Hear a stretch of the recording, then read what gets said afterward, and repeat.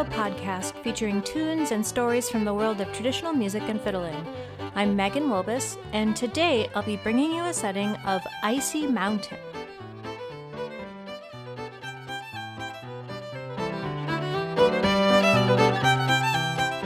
Hello everyone, I hope you are well. I named this episode in my head, Your Bow is Like a Lawnmower. But this is part 2 of switching from frets to fiddle. So we're talking about some issues that folks have if they've played guitar, mandolin, banjo in the past, and they are picking up the fiddle. Short announcement before I start. I have a mailing list, like an email list that I send things out to. I would say normally not more than once, maybe twice a month. And it's easy to find if you want to sign up. It is at fiddlestudio.com. There's like one of the headings is mailing list. That's my main list. When I send out email updates, like I said, I'm not super active in that kind of thing, but I do have to sort of do something to support the podcast and like website that hosts my courses and stuff, my software purchases. And so I send things out as I work on them so that you all can see what I'm doing. Right now I'm pulling together some old-time tunes that are in different cross tunings and putting together some little introductions to cross tuning, little mini courses that will be on fiddlestudio.com. So if you want to hear when things are out and available, join the mailing list. Oh, and I'll put a link. There should be a link at the bottom. Like I said last time, both of these episodes cover issues that came up because my husband, Charlie Beller, is learning the fiddle. You can look him up. I think his musician website is charliebeller.com. If you really want to be impressed, look up his patents under Charles E. Beller. Anywho, let's talk about bowing and right hand issues. So we're not going to get into slurs today. This is bow control, but not slurring. I think when you're first starting off, like your first year, it's totally fine to play just every note separate and not slur at all. Charlie puts slurs in. He plays with a lot of different fiddlers, including me. He can kind of hear the slurs in his head when he's thinking about the tune, so they are coming out in his right arm bowing, but they're coming out because he doesn't really have a pattern that he's used to. They mostly just accommodate his bowing, like he's changing bows when he changes strings or when he runs out of bow. And I think that's fine. My suggestion might be to go a little slower and just play all the notes separate, but if you're in a hurry, you want to play the tunes faster, the slurs will help with that because you're not trying to coordinate every bow you take with a different note. The best way to pick up slurring patterns, I think, is either playing with other people over time, you kind of like soaking it up in a group, or have someone who is good at slurring in the genre, because it's a little different from old time to New England to Irish. Someone who can break it down for you, teach you a couple of tunes with the slurs, and like really slowly walk you through it. That can be helpful. I did say we weren't going to talk about slurs, but if you want to hear more about that, go look up. I think there's an episode in the podcast about slurring. I also have a course on slurring. I'll put the links below. But what I wanted to talk about was a question Charlie had for me. He asked about bouncing in his bow, the bow like bouncing on the string when he didn't want to. So it was a question about bow control. He basically said, when I'm putting the bow onto the string or taking the bow off the string, it's like bouncing. I'm getting these extra noises and it's hard to control it. So what do I do about that? Yeah. So that should never happen, that you're putting your bow on and off of the string in the middle of a fiddle tune. Poor Charlie. He agreed to this. So I told him that his bow's like a lawnmower.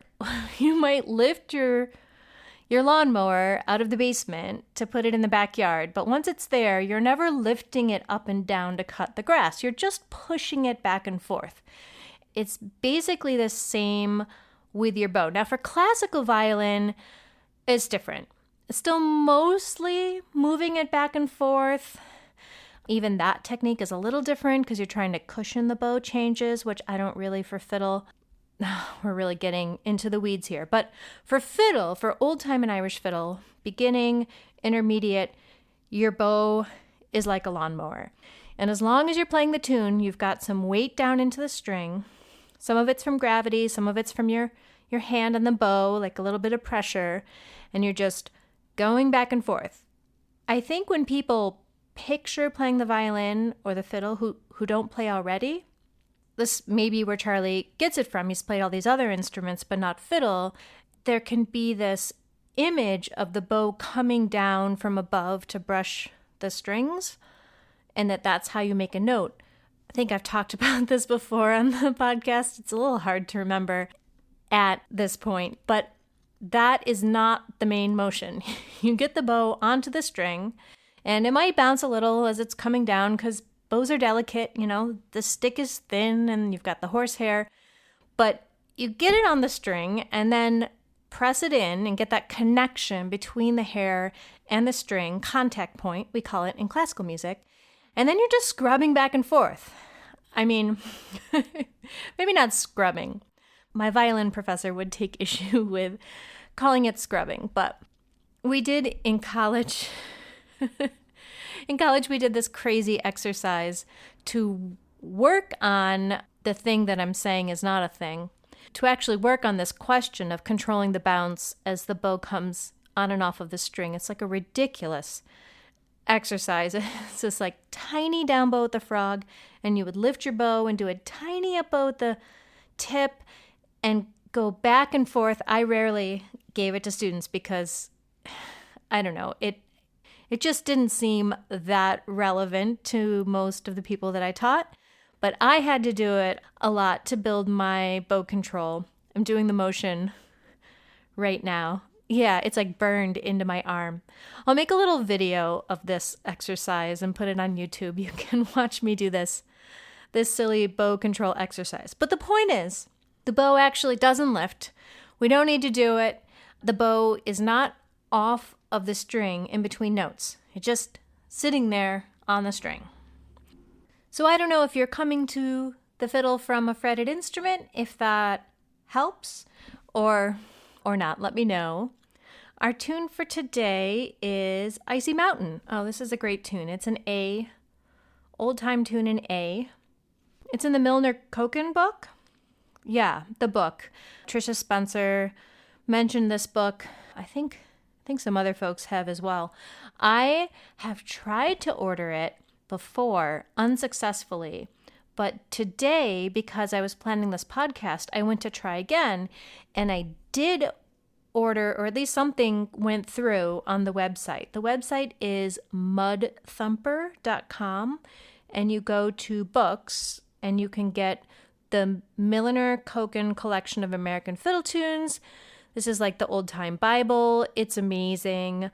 Yeah, if you're a person who loves to dive into getting original, versions from the folks who were going around doing field recordings, get transcriptions of those, and then also history about the tunes and about the fiddlers, you definitely will want this collection.